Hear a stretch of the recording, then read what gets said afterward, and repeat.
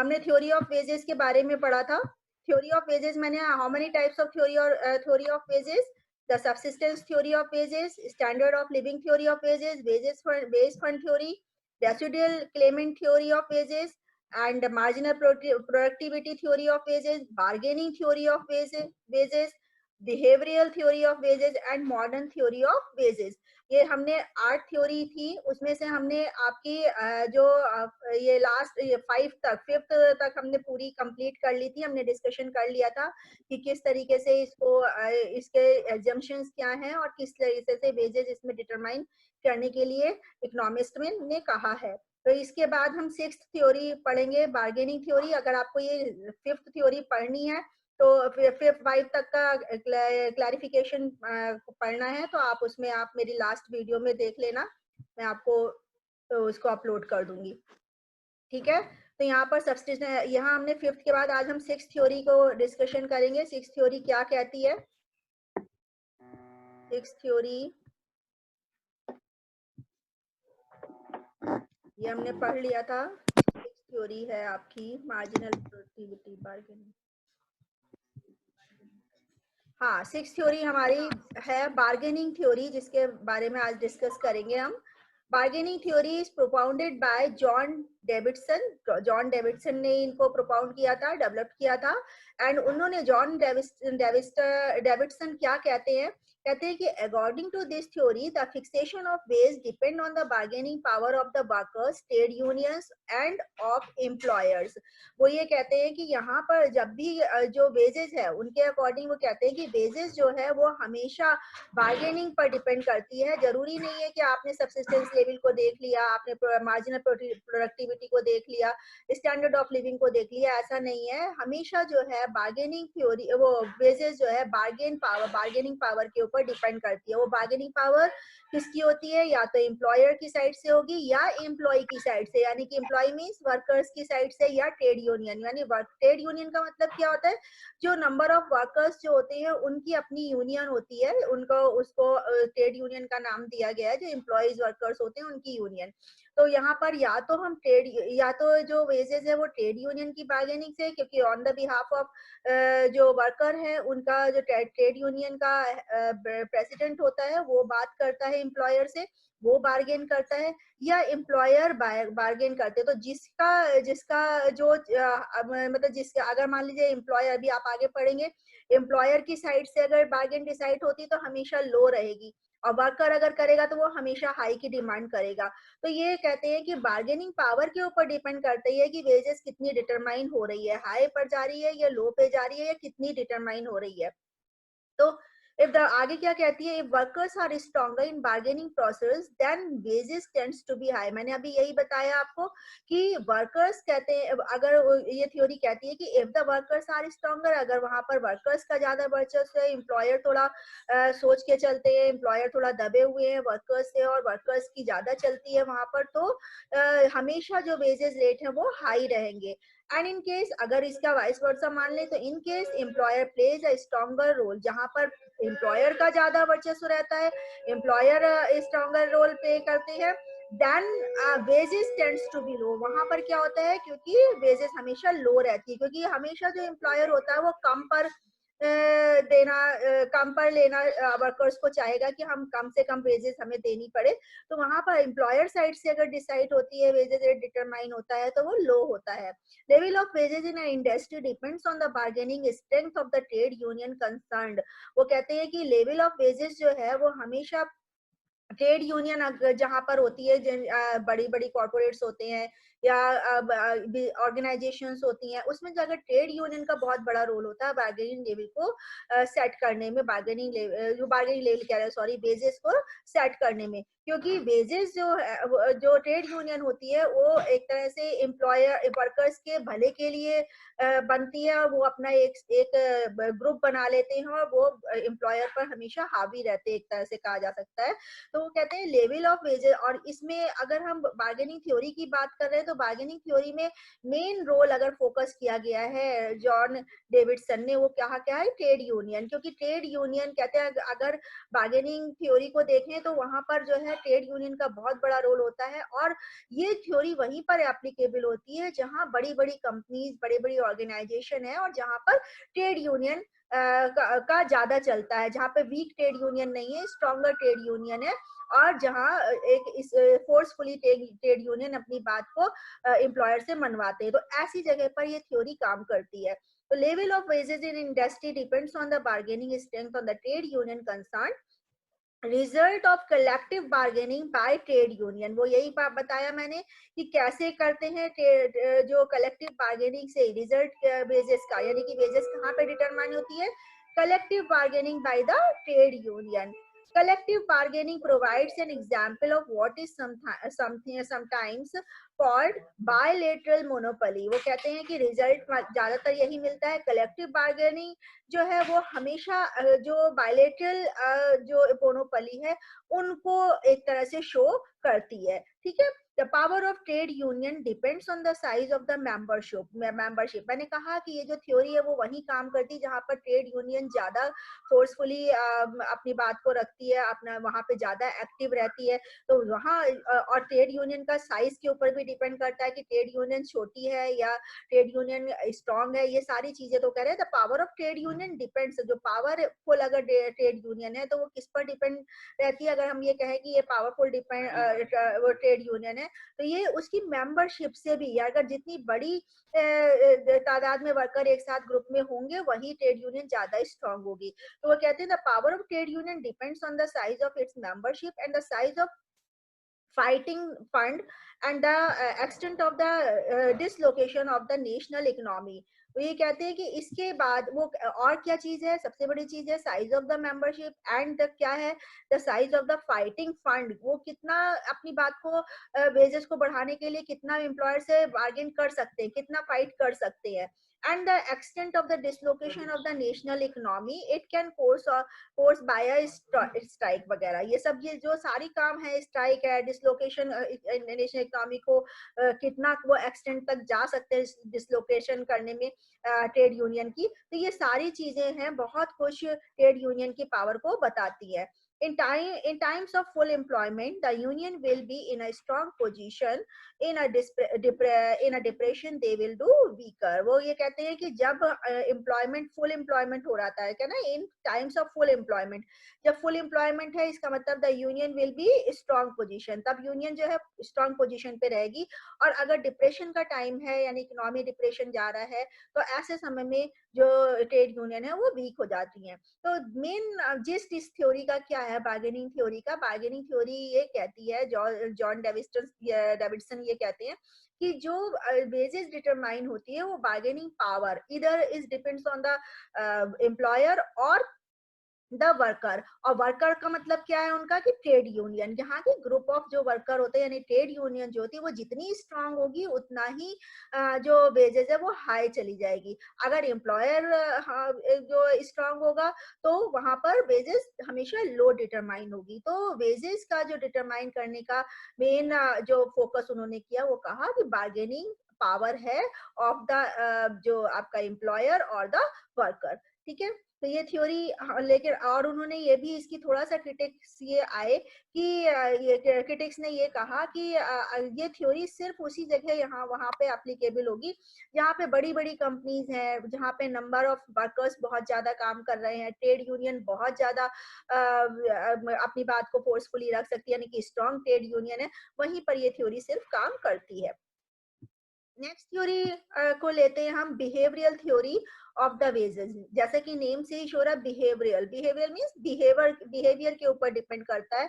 तो इस थ्योरी में सिर्फ एक ही व्यक्ति का नाम लेना नहीं है सही, क्योंकि यहाँ पर कई इकोनॉमिस्ट ने, सोशलॉजिस्ट जो थे या साइकोलॉजिस्ट थे, इन सब ने मिल करके इस पर काम किया, मतलब डिफरेंट अपनी रिसर्चेस की, अपने नोट्स बनाए इस व्यूज वेजेस और सैलरी को लेकर के काफी दिन तक अपनी रिसर्चेस की। और फिर उन्होंने, और इसके लिए श्रेय इन्हीं सभी को ही जाता है, जैसे मार्च है, साइमन है, रॉबर्ट है, ड्यूबन है, एलियट जैक्स हैं, जो इनसे इनके ये जो ये बिहेवियर साइंटिस्ट कहलाते हैं, और ये ज्यादातर साइकोलॉजिस्ट और वो सोशियोलॉजिस्ट थे। उन्होंने ये सारी अपनी रिसर्चेस की, और रिसर्चेस किससे रिलेटेड थी? वेजेस एंड सैलरीज से। On the basis of the research studies उन्होंने क्या कहा? It has been found that the wages are determined by the such factors। वो कहते हैं कि हमेशा जो वेजेस है वो बिहेवियर के ऊपर डिपेंड करती है, कैसा बिहेवियर है। जरूरी नहीं है कि बार्गेन कर रहे हैं तो बिहेवियर अगर जो है आपका, और जो बिहेवियर है वो डिपेंड करता है आपकी एम्प्लॉयर के साइड से भी और आपकी एम्प्लॉय के साइड से भी। तो दोनों के साइड से बिहेवियर सेट होता है, और बिहेवियर को सेट करने के लिए क्या क्या चीजें, कौन से फैक्टर्स हैं जो इन्फ्लुएंस करते हैं इसको? वही है size and Prestige of the company. ये बहुत ज्यादा जरूरी है, ये बहुत ज्यादा इन्फ्लुएंस करती है बिहेवियर को अप्स एंड डाउन करने में। Strength of the union, the employers concern to maintain the workers, contributions by the different kinds of the worker। तो वो कहते हैं डिपेंड करता है, ऐसा नहीं है, हम ये नहीं कह सकते कि एक थ्योरी सबके साथ हो जाएगी। यहाँ पर हर जो ऑर्गेनाइजेशन है उसमें काम करने वाला जो व्यक्ति है और जो उसका एम्प्लॉयर है, दोनों के बिहेवियर से एक वेज डिटरमाइन होती है। कभी कभी होता है कि कोई कंपनी जो है बहुत बड़ी है, वो ज्यादा पैसा दे सकती है, तो वेजेस उस कंपनी की हाई हो सकती है। कभी कोई कंपनी होती है अपनी प्रेस्टीज को अच्छा बनाने के लिए, गुडविल उसकी बहुत अच्छी है और ऑलरेडी वो अच्छा अर्न कर रही है, तो वो अच्छा वेजेस दे सकती है, तो वहां वेजेस डिटरमाइन हाई हो सकती है। स्ट्रेंथ ऑफ द यूनियन, और अगर एम्प्लॉय साइड से देखा जाए तो जहाँ पे यूनियन बहुत ज्यादा स्ट्रांग है, पावरफुल है, तो वहां पर उसी हिसाब से वहां पर जो है वेजेस हाई चली जाएगी।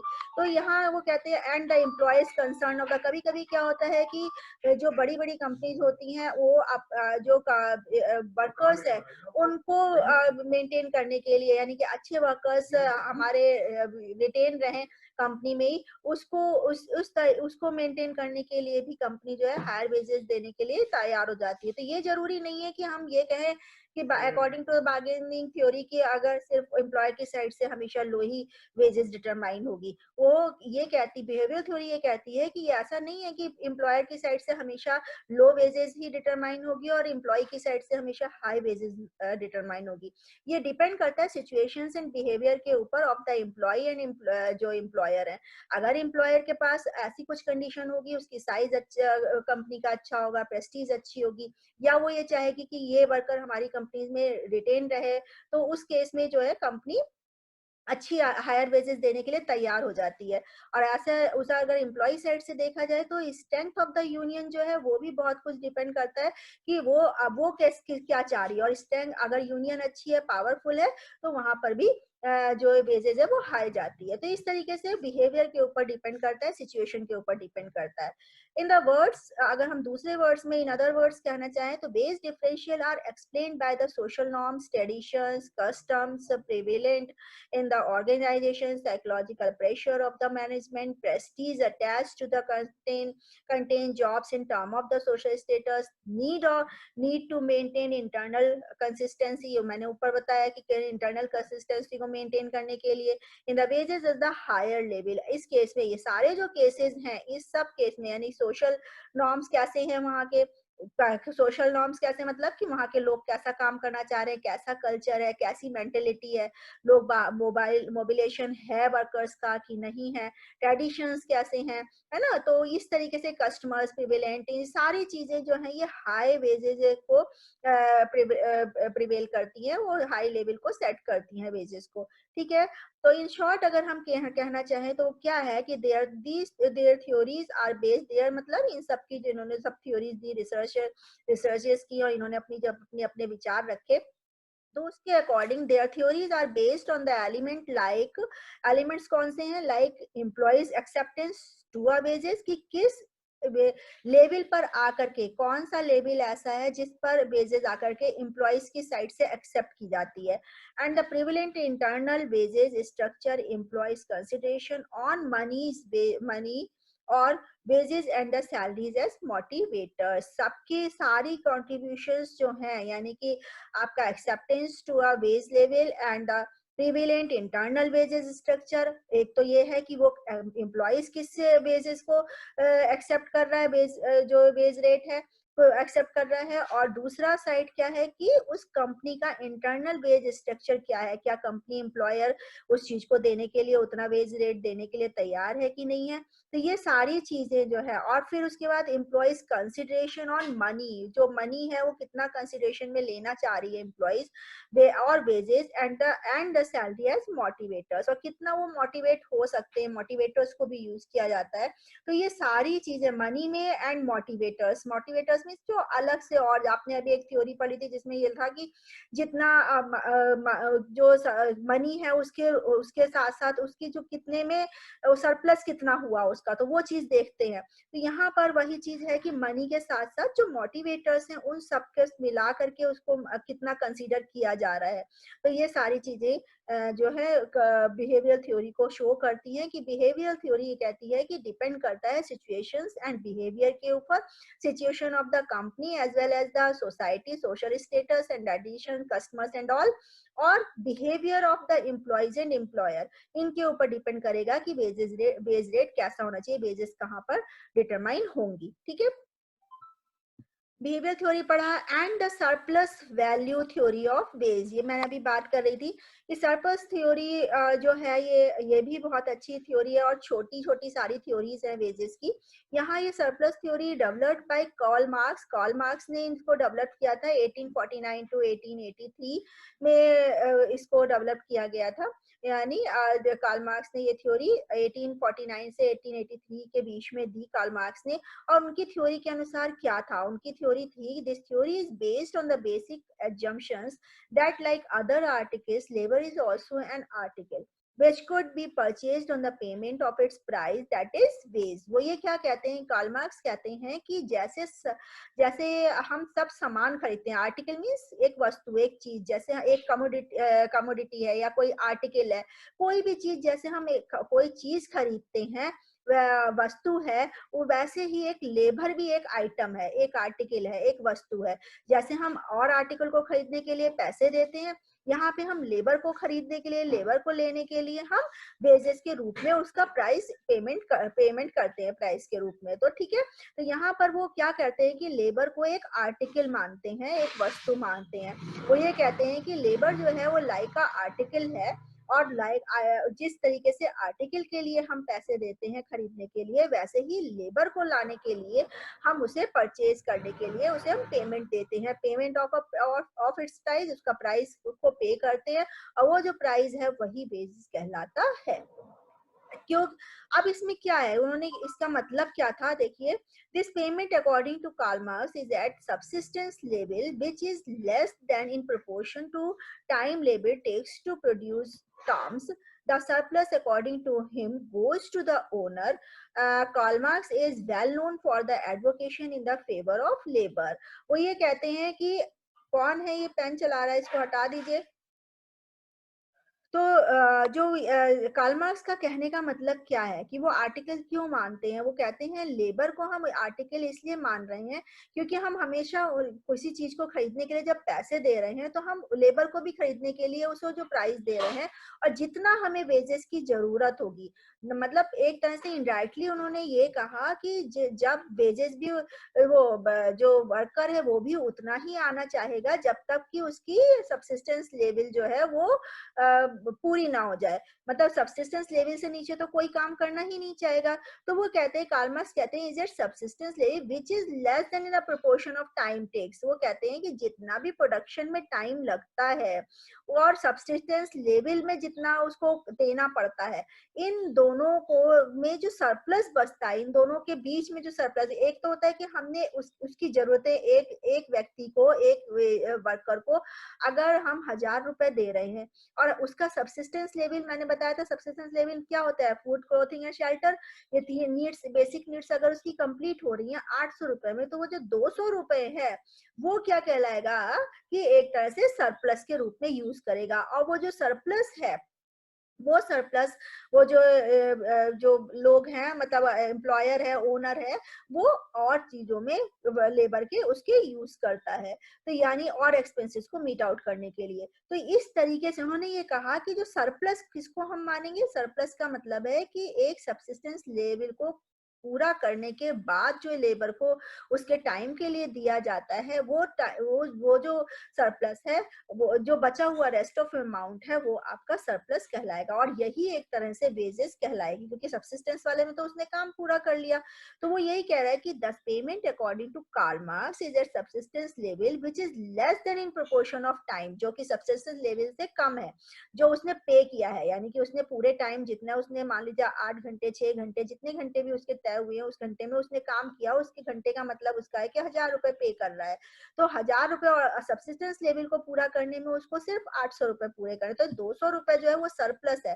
तो वो कहते हैं कि सरप्लस को देख करके कितना ज्यादा सरप्लस, अगर ज्यादा सरप्लस उस एम्प्लॉयर को हो रहा होगा और इम्प्लॉइज को हो रहा होगा, तो वही वेज जो है डिटरमाइन हो जाती है। तो इस तरीके से वो कहते हैं कि सरप्लस थ्योरी कहती है कि हम लेबर को एक आर्टिकल की तरह मानते हैं, और आर्टिकल जैसे हम उसका वेजेस पे करते हैं आर्टिकल के लिए, सामान के लिए जैसे हम प्राइस पे करते हैं, वैसे ही हम लेबर के लिए प्राइस पे करते हैं। लेकिन वो प्राइस कैसे सरप्लस में कन्वर्ट होगा, वो सब्सिस्टेंस लेवल और जो टाइम लेबर ने लिया है एक प्रोड्यूस करने में एक आइटम को, उन दोनों का जो बीच रेस्ट ऑफ द जो डिफरेंस होगा वो सरप्लस कहलाएगा। और उसके ऊपर वेजेस डिपेंड करती है कि कितना वेज हमारा, कितना जितना ज्यादा सरप्लस होगा उस हिसाब से वेजेस भी हाई एंड लो होती चली जाएंगी। तो ये चीजें ये कार्ल मार्क्स ने कहा। The price of any product is determined by the labour time needed for the producing it. Depend करता है, उसने ये सोचा, एक कार्ल मार्क्स ने ये बताया कि इकोनॉमिक्स ने, कि ये जो चीज, अगर मान लीजिए एक एम्प्लॉयर ये सोचता है कि हम 6 घंटे में इससे 10 यूनिट तैयार करवा लेंगे, और वो 6 यूनिट में 10 घंटे में 6 यूनिट तैयार करने की जगह वो 8 यूनिट तैयार कर लेता, तो उसका एम्प्लॉयर का तो फायदा हुआ ना। वो ये सोचता है कि जो फायदा हो रहा है, जो सरप्लस है, वो ही एक तरह से उसका क्या कहते हैं वेजेस को डिटरमाइन करने का तरीका। तो ये तो एम्प्लॉयर की साइड से हो गया। और एम्प्लॉय की साइड से यानी वर्कर की साइड से क्या हुआ, सब्सिस्टेंस लेवल। अगर वो जितना टाइम दे रहा है और उसका सब्सिस्टेंस लेवल जितना पे पूरा हो रहा है, तो उसके बीच में जो डिफरेंस है वो उस साइड से देखता है। तो इन दोनों का जो डिफरेंस है वही वेजेस को डिटरमाइन करता है कि हाई एंड लो या कितने पर जाकर के सेट होगा। तो ठीक है, the labour is not paid in the proportion of the time spent. जो लेबरर है वो नहीं इस पर देखती कि उसने कितना टाइम, वो ये देखती कितना हमारा subsistence level, not much less. उसने जो टाइम स्पेंड किया वो उससे कम नहीं होना चाहिए, जो उसके सब्सिस्टेंस लेवल से वो कंप्लीट कर सके, तो उससे कम नहीं होना चाहिए। ठीक है, and the surplus goes to be utilize for the paying other expenses. जितना भी उसके पास बचेगा पैसा, वो अपने अदर एक्सपेंसेस में पूरा करेगा। ये मैंने इधर बताया था आपको। तो यानी दोनों साइड से सेट होता है, वो सब्सिस्टेंस लेवल को देखता है वर्कर, और ये देखता है कि एक हमने कितना टाइम नीडेड है एक चीज, एक प्रोडक्ट को तैयार करने में। अगर उससे ज्यादा यूनिट्स को प्रोड्यूस कर रहा है, इसका मतलब वो सरप्लस पा रहा है, तो वो फायदे में है, तो वहीं पे ही वो सेट कर लेते हैं वेजेस को। तो इस तरह से सरप्लस थ्योरी पता चली। मेन आपका है कि किसने आर्टिकल माना था, कार्ल मार्क्स की थ्योरी ये बताती है कि लेबर जो है वो एक तरह से आर्टिकल है। ठीक है, अब आता है नेक्स्ट थ्योरी, हम पढ़ते हैं। नेक्स्ट थ्योरी हमारी बहुत इंपॉर्टेंट थ्योरी है। ये थ्योरी हमारी क्या कहलाती है, एक मिनट, हाँ, modern theory of wages. It's very important theory, और आजकल यही इसको बहुत ज्यादा वेटेज दी जा रही है, और क्वेश्चन आता है, लॉन्ग क्वेश्चन में भी आ जाता है कि what is modern theory of wages, क्या कहलाती है मॉडर्न थ्योरी। क्या कहती है, according to the modern theory of wages are the price of services rendered by the labor to the employer। वो ये कहती है ये कि ये जो एक तरह से मॉडर्न थ्योरी, वो सारे का जिस्ट है। उन्होंने सब जितनी भी थ्योरीज अभी तक आई हैं, सबका सबसे ऊपर है ये थ्योरी, क्योंकि इसने जो है बिल्कुल सभी चीज का एक निचोड़ रख करके कर दिया है, मतलब एक जिस्ट निकाल के और एक पूरा अच्छी तरीके से इसने सेट किया है। तो उन्होंने कहा कि ये मॉडर्न थ्योरी क्या कहती है कि जो वेजेस हम देते हैं वो क्या है, जो एक एम्प्लॉयर कहता है लेबर के द्वारा एक एम्प्लॉयर को दी गई सेवाओं के बदले में जो प्राइस दिया जाता है, दैट इज वेज। ठीक है, तो wages are the price of services rendered by the labour to the employer. As product the price are determined with the help of the demand and supply curve. वो ये focus करती है modern theory कि जो demand and supply का मतलब यहाँ पर किससे है कि डिमांड और सप्लाई ऑफ द लेबर। ये कहती है कि वेजेस वहां पर, ये थ्योरी मॉडर्न थ्योरी कहती है कि ये जो वेजेस है वो वहीं पर डिटरमाइन हो जाती है। वहां मतलब प्रोडक्ट ऑफ द प्राइस का मतलब यहाँ की लेबर का जो प्राइस है वो वहीं पर डिपेंड होता है। प्राइस का मतलब क्या है यहाँ पर, वेजेस। यानी कि एक लेबर की wages are determined with the help of, कैसे डिटरमाइंड होती है, with the help of the demand and supply curve. जो कि डिमांड एंड सप्लाई का कर्व है वहीं पर, यानी जितनी लेबर चाहिए एक एम्प्लॉयर को तो वो डिमांड हो गई उसकी साइड से, एंड कितनी लेबर है उपलब्ध यानी कि सप्लाई ऑफ द लेबर, यानी लेबर की साइड से ये हो गया। इनके जहां पे ये इक्विलिब्रियम होता है इन दोनों का, वहीं पे ही वेजेस सेट हो जाती है।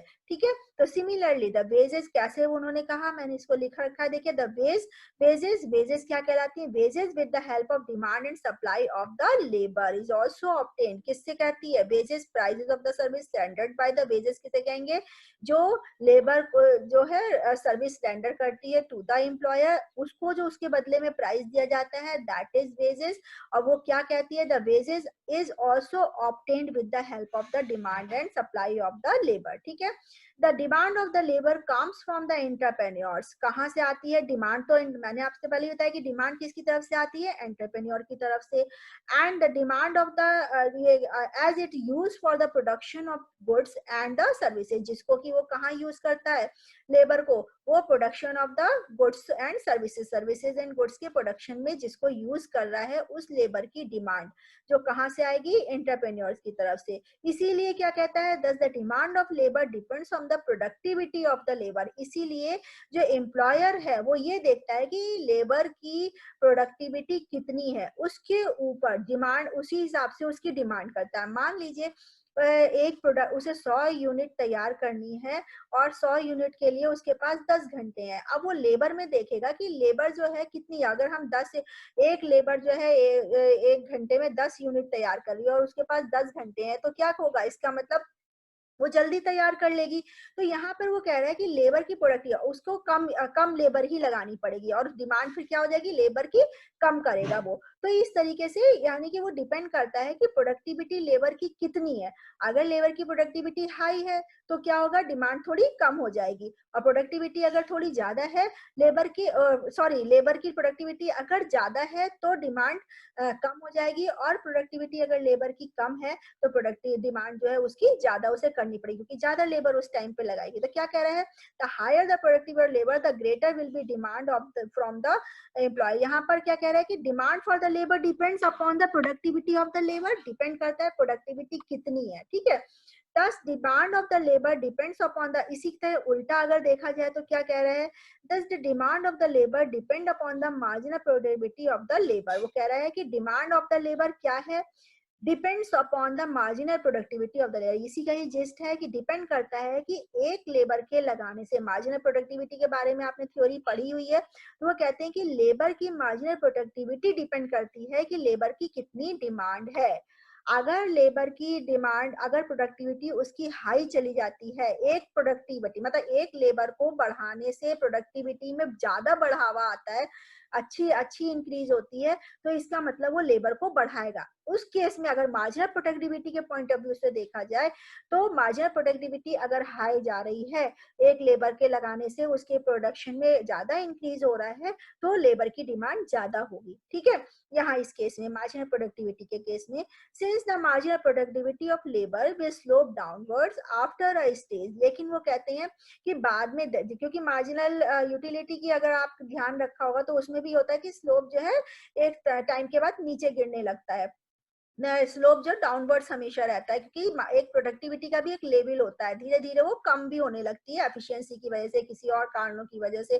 तो यहाँ पर ये कह रहे हैं कि since the marginal productivity of the labour will slope downwards, हालांकि वो जो है स्लोप डाउनवर्ड्स रहता है after a stage, the demand curve of the labour will also slope downwards. अब आपको समझ में आया कि वो कह रहे हैं कि जैसे जैसे प्रोडक्टिविटी का स्लोप डाउन होता चला जाएगा, यानी कि अगर लेबर की प्रोडक्टिविटी डाउन होती चली जाएगी, उसका वो कम अपना प्रोडक्शन सपोर्ट जो है वो कम दे पाएगा, तो क्या है, डिमांड कर्व भी जो है वो नीचे होता चला जाएगा। यानी marginal productivity and demand of the labour, इन दोनों का जो है एक तरह से बिल्कुल डायरेक्ट रिलेशनशिप है कि अगर अगर जो है लेबर भी प्रोडक्टिविटी इंक्रीज हो रही है तो लेबर भी की डिमांड भी इंक्रीज होगी। अगर प्रोडक्टिविटी लेस हो रही है यानी कि तो आपके डिमांड भी लेबर की कम हो जाएगी। तो इस तरीके से इन दोनों का जो रिलेशनशिप है प्रोडक्टिविटी को के ऊपर, मार्जिनल प्रोडक्टिविटी के ऊपर डिपेंड करता है कि लेबर की कितनी डिमांड एम्प्लॉयर करेगा। ठीक है। Modern theory of wages regards wages as the price of labor and all other prices determined by the usual supply and demand analysis. According to this approach, wages are determined by the interaction of market forces of the demand and supply.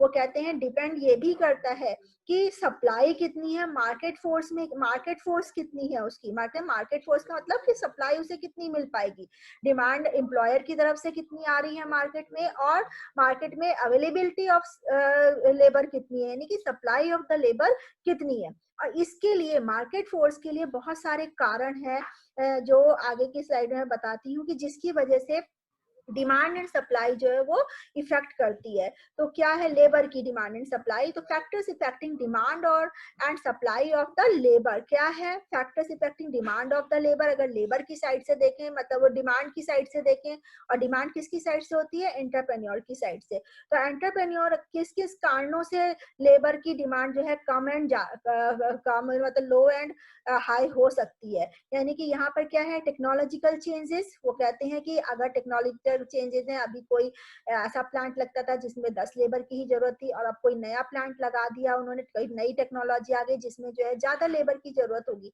तो ऐसे case में क्या होगा, technological changes में ज्यादा demand आ जाएगी उस labour की। ठीक है। ड्राइव्ड डिमांड, ड्राइव डिमांड एक तरह से किसी कारणों की वजह से ड्राइव हो रही है डिमांड। ठीक है। प्रपोर्शन ऑफ लेबर, लेबर का प्रपोर्शन कितना उन्हें रखना है एम्प्लॉयर को, ये भी बहुत कुछ डिपेंड करता है कि फिर उसी के अकॉर्डिंग ही वो डिमांड भी करेंगे। Cost of the other factors, जो अदर फैक्टर्स हैं प्रोडक्शन के, उनकी कॉस्ट कितनी जा रही है। सपोज कभी कभी क्या होता है कि अपने कॉस्ट को मेंटेन करने के लिए लेबर एक पर ज्यादा अगर खर्च करा तो दूसरी तरफ थोड़ा उसको बैलेंस करना चाहता है, तो cost of the other factor कितने हैं उसके ऊपर भी डिपेंड करता है कि एक एंटरप्रेन्योर कितने लेबर की डिमांड कर सकता है, ज्यादा की करेगा या कम की करेगा। तो ये सिचुएशंस, ये फैक्टर्स हैं जो एक एंटरप्रेन्योर की साइड से डिमांड को कम और ज्यादा कर सकते हैं। दूसरा है factors affecting supply of labour. कौन से फैक्टर्स ऐसे हैं जो लेबर की सप्लाई को इफेक्ट करते हैं। सबसे बड़ा कारण क्या है, साइज ऑफ पॉपुलेशन। अगर जहां पर एंटरप्रेन्योर्स डिमांड कर रहा है लेबर की, जिस जहां पे वो प्लांट है, ऑर्गेनाइजेशन है, क्या वहां पर पॉपुलेशन का साइज कैसा है उस जगह में, उस सिटी में। अगर ज्यादा पॉपुलेशन है तो इजीली अवेलेबल हो जाएगी, सप्लाई ज्यादा हो जाएगी लेबर की, तो उसे इजीली अवेलेबल हो जाएगी। अदरवाइज अगर ऐसा नहीं है तो फिर उसका जो लेबर की जो सप्लाई है वो कम होगी। एफिशिएंसी ऑफ लेबर, ये भी बहुत कुछ डिपेंड करता है। अगर लेबर एफिशिएंट है, और अगर एंटरप्रेन्योर को भी एफिशिएंट लेबर चाहिए तब तो सही है। अगर लेबर एफिशिएंट है और वो वेजेस कम दे रहा है तो एफिशिएंट लेबर कभी भी कम वेजेस पर जाने के लिए तैयार नहीं होगी, तो सप्लाई ऑटोमेटिकली कम हो जाएगी ऐसे केस में। तो एफिशिएंट अगर लेबर है तो उसके केस में वेजेस उसे हाई करनी पड़ेगी। मोबिलिटी ऑफ लेबर, ये भी बहुत जरूरी है कि अगर लेबर की मोबिलिटी ज्यादा है तो उस केस में क्या है, कभी कभी एक अगर ये एंटरप्रेन्योर अगर कम वेजेस दे रहा है तो जहां उसे ज्यादा मिलेगी वो इजिली वहां पर स्विच कर जाएगी। तो सप्लाई जो है कभी कभी इसका सामना भी करना पड़ सकता है, तो कि उसे लेबर सिचुएशन कैसी है, मोबाइल अगर मोबाइल लेबर है तो उसे ये सोच के रखना पड़ेगा कि हम अपनी वेजेस को उसी हिसाब से, अगर उसे रिटेन करना है उस वर्कर को, तो उसे वेजेस उसके हिसाब से सेट करनी होगी लेबर साइड से, सप्लाई साइड से, यानी कि सेट हो जाएगी। तो यहाँ पर वो कहते हैं मोबिलिटी ऑफ द लेबर भी बहुत कुछ इन्फ्लुएंसिंग फैक्टर है एक वेजेस को सेट करने के लिए। तो अब हमने यहाँ क्या पढ़ा कि जो डिमांड एंड सप्लाई जो कर्व है, जहाँ पे उन दोनों का इक्विलिब्रियम होता है, क्योंकि कुछ फैक्टर्स इधर से आते हैं एम्प्लॉयर साइड से, कुछ फैक्टर्स एम्प्लॉई साइड से आते हैं, यानी वर्कर साइड से आते हैं, ये दोनों जहां मिलकर के सेट हो जाते हैं, जहां दोनों को सही तरीके से बैलेंस आ जाता है, वहीं पर ही जो है डिमांड एंड सप्लाई का जो इक्विलिब्रियम होता है, वहीं पर ही वेजेस सेट कर लेते हैं दोनों लोग। तो ये चीजें, ये थ्योरी इसीलिए, क्योंकि आज इसमें ना ही उन्होंने ये कहा कि वेजेस हाई है, ज्यादा है, कम है, लेवल को नहीं बताया, उन्होंने कहा कि वेजेस कैसे सेट होती है, क्योंकि इसमें बार्गेनिंग भी आ गई, इसमें सारी मतलब सस्टेनेंस लेवल भी आ गया इसमें, क्योंकि हर कोई अपने हिसाब से सोच रहा है, लेबर अपने हिसाब से सोच रही है, यहाँ पे एम्प्लॉइज अपनी जरूरतों के हिसाब से देख रहा है, और जहाँ पे इक्विलिब्रियम हो रहा है दोनों का, वहीं पे वेजेस सेट हो रही है। तो यहाँ पे इसीलिए ये मॉडर्न थ्योरी आज की एक मतलब एक मॉडर्न जो कहते हैं ना मॉडर्न थ्योरी को ज्यादा इसमें फोकस किया जाता है और ज्यादा इम्पोर्टेंट चल हो रही है। तो इसको ध्यान में रखिएगा कि कौन कौन सी थ्योरीज हमने पढ़ी हैं वेजेस की, और इसको लॉन्ग के हिसाब से भी, और कुछ जो छोटी छोटी थ्योरीज हैं उसको वैसे ही करके आप डिटेल कर सकते हैं, अगर आ जाता है कि how many theories of the wages. ठीक है, आज का आपका यहाँ पे कंप्लीट हो गया। Thank you.